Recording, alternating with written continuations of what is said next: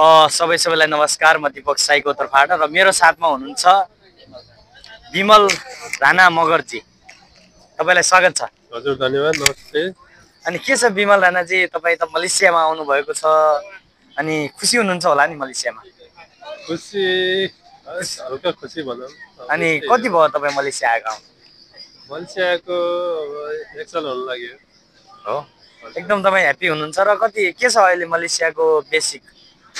अहिले बेसिक त अब त्यही 1500 नै छ, अब बढाउने तलमा छ होइन। प्लस 200 फेब्रुअरी 1 तारिकदेखि बढ्ने भन्ने छ है? बढ्ने भन्ने छ, अब के अनि हुन्छ। के छ अनि यो मलेसियामा रहँदै गर्दा तपाईँ चाहिँ कतिको खुसी हुनुहुन्छ र घर फ्यामिली कतिको खुसी छ?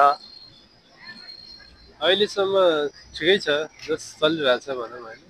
फ्यामिलीहरू पनि खुसी हुनुहुन्छ। ठिक छ अहिलेसम्म। अनि मलेसियामा कमाएको चाहिँ तपाईँले चाहिँ कमाए कसरी लगानी गरिरहनु भएको छ? कहाँ लगानी गरिरहनु भएको छ? के छ? अहिलेसम्म घरमै छ, अब बच्चा पढाइरहेको छु।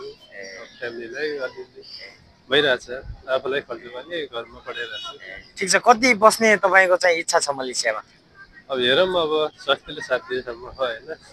अहिले त अब मेडिकल नै पास भइयो होइन। अब फेरि अब हेर्दै जाउँ के हुन्छ, अब काम गर्दै जाउँ। ठिक छ, तपाईँले समय दिएकोमा तपाईँलाई धेरै धेरै धन्यवाद। हजुर धन्यवाद।